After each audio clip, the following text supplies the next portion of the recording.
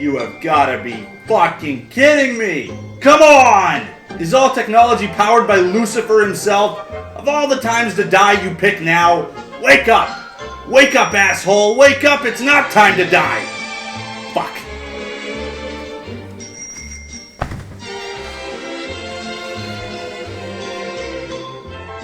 Well, that's that. Dead computer means dead show. I've overstayed my welcome anyway. It's time to move on to something new. Like becoming a full-blown alcoholic. I have been meaning to buckle down and get on that. Surf's up.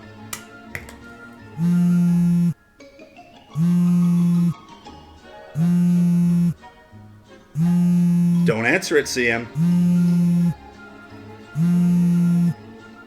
Don't answer it! Technology brings you nothing but pain! God damn it.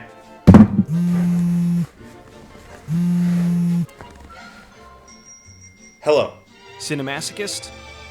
Yep. It's Cecil of Angry Orange Cat Productions. The good bad flicks guy? Yeah, what are you up to, man? Oh, just tons of stuff. So many things. Life-changing experience shit, you know? It's big. Sounds like you've been busy. Oh, yeah. Totally, dude. Well, I was calling to ask you if you wanted to be the new third host of Radiodrome. Josh and I have been talking and really think you'd be a great fit. Oh, yeah? I guess you're really busy though, huh? Well... I'm sure we could find some other guy. I'm sure Count Jacula or Terra Obscura would be more than happy to fill I'm in. Are you now? But what about the life-changing experience and shit? I can push that stuff aside. Save it for a rainy day? Alright, man. Awesome. We record next Friday. Josh is gonna hit you up with the details, and welcome aboard. Thanks. I feel very welcome. Okay. Well, I best be off.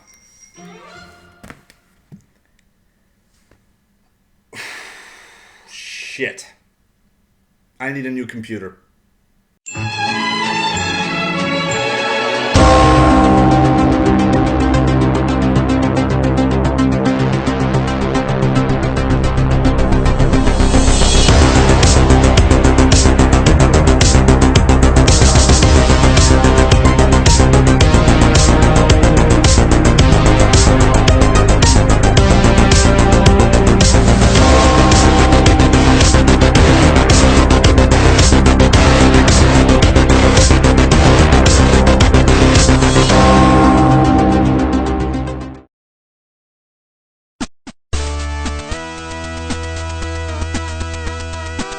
Breakfast Club is highly regarded as a masterpiece of 80s cinema.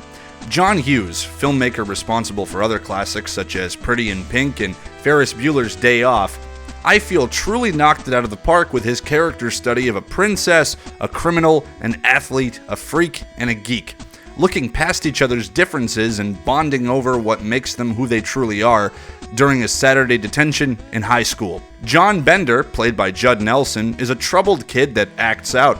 He's got both the hard rocker look and the attitude to go along with it, quick to pull a knife on you, and he even makes rape jokes. Hey, homeboy, why don't you go close that door? We'll get the prom queen impregnated. See, John's got some problems, and his problems are a social commentary on issues that real youths have. All the Breakfast Clubbers have their own unique troubles at home with their parents, but John's go a fair bit deeper than theirs. You believe this? Huh? It's about the size of a cigar. Do I stutter? See, this is what you get in my house when you spill paint in the garage. What the fuck does the Breakfast Club have to do with anything?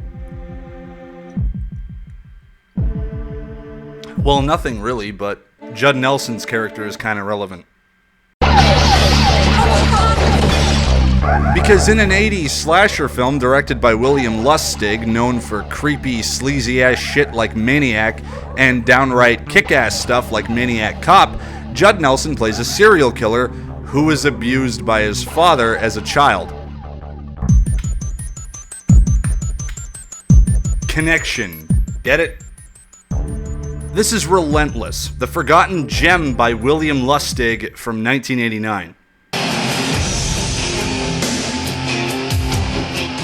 Or as I've come to call it, Bender, Breakfast Club Part 2.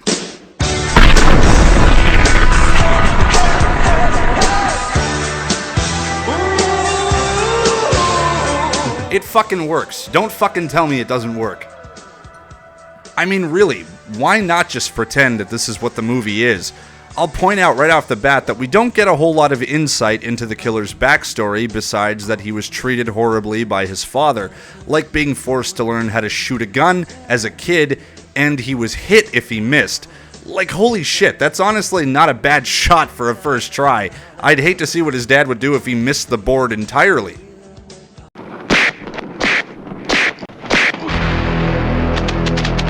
So that being said, let's say that this is just Bender's childhood. His father was a top cop with serious rage issues. He projected much of it upon his son. Years after high school and shortly after snapping and murdering this guy, Bender migrated from Shermer, Illinois to Los Angeles in fear of being caught. But his bloodlust didn't end. He kept on killing, earning him the name of the Sunset Killer. Bender's trail of death is being tracked by detectives Dietz and Malloy. Dietz is a cop from New York that caught the son of Sam, and Malloy is fucking Robert Loggia. I don't know, he's a dick to Sylvester Stallone and won't let him see his son. Fuck that guy. Dietz is kind of like if John McClane's life wasn't such a goddamn mess, like if he just moved to LA with Holly and they ended up actually having a decent marriage, and this piece of shit didn't happen. You know what? Altogether, I just like to live in a timeline that doesn't have Jai Courtney in it. That potato-faced loser works about as well for Kyle Reese as washing your hands with piss and drying them with shit. Okay, fine. Maybe that was a little harsh. Maybe I'm being a little too hard on the guy.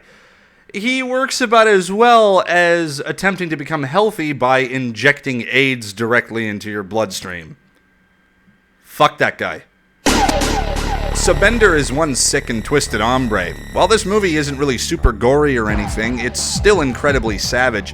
Every home invasion follows a pattern. Bender kills using items from the victim's home, and not only that, forces their hands to the weapon like he's helping them do themselves in. And with each victim, he leaves the page from a phone book that their name is under, with a message written for the police. The messages seem to indicate that he wants to get caught. Alright, look, I'm about to spoil the fuck out of the movie. If you're cool with that, then keep watching.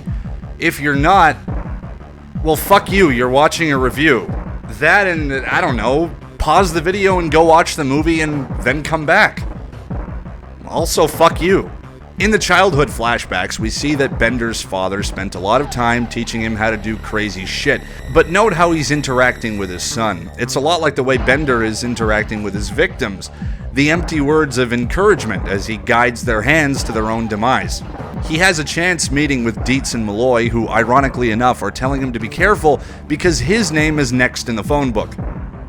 Now, I may be interpreting this wrong because the movie doesn't exactly spoon-feed you everything about the character's backstory, but the way I see it is that Bender feels like he failed to make his father proud, so he wants to die. From what seemed to be random phone book killings at first, were actually leading to him all along. So why is Bender so upset with himself? Why does he feel like he's let his father down?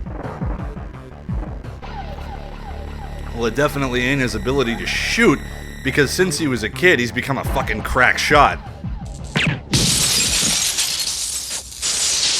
It goes a little deeper than that, and I think it's in this particular scene that we learn just what it is that made the young man snap. Ike Taylor, hell of a cop. Inspirational. How come you're not on the job? It wouldn't take me. It wouldn't take you, Ike Taylor's kid. Their loss. Bender's father passed away, and when you take into account the fucked up military-like training from childhood that was inflicted on him, feeling like he couldn't ever make his father proud must have shattered him. He wasn't accepted to the police force, Dad died, and Bender became a lost man. A man without purpose. What about you, Dad? Fuck you. No, Dad. What about you? Fuck you! No, Dad! What about you? Fuck you! Pretty much. So how does the movie end? Well, if the review piqued your interest, go watch it. I highly recommend it. I think it's an absolutely solid crime thriller with some great slasher elements. For me, it falls somewhere in between Maniac and Maniac Cop in overall quality. There's a similar sense of sleaze and dread and a bit of the weird parental abuse backstory from Maniac combined with Maniac Cop's crisper look and intense pace. Certainly one of Lustig's better later films. Avoid Uncle Sam at all costs. I'm not kidding, it's the worst. Now, I don't want to discredit anyone in this film. I think they all did a damn fine job, but really all I need to tell you is that Judd Nelson plays a serial killer in this film. And a goddamn good one. What makes me not care so much about the lack of blood is the hearty abundance of fantastic performances. Judd Nelson is acting his ass off here. He's really selling that crazy, and I'm buying it. Sir, what's it like? Detective Dietz and his wife Carol are played by Leo Rossi and Meg Foster. Both have appeared in John Carpenter flicks, Rossi in Halloween 2 and Foster in They Live. You may remember Leo Rossi for this excellent line. Amazing grace, come sit on my face. Don't make me cry, I need your pie. And it's interesting to note, I suppose, that Meg Foster doesn't royally screw anyone over in this film. In fact, she doesn't screw anyone over at all. She's kind of known for that. Frank! You and Holly Claire? I'm Claire. Are you? It's both amusing and somewhat jarring to see her playing a perfectly decent, loyal wife. And here's something I found out while I was editing this review. There are 4 Relentless films. Leo Rossi stars in all of them. Joe Spinell had been originally cast to play the police captain, but had passed away shortly before filming. Joe Spinell played the killer in William Lustig's best-known film, Maniac, a film similar to Relentless, only in Maniac, it's a fucked-up mother backstory rather than a fucked-up father. And there's another fucking review for you. I'll let you in on a little secret. I almost didn't even finish this review. In fact, I've started writing like 4 different reviews for movies that I just didn't feel because I would just ultimately want to review something else. Bleed on my car. I love the smell of zombies in the morning. I truly am the best in the world at what I do.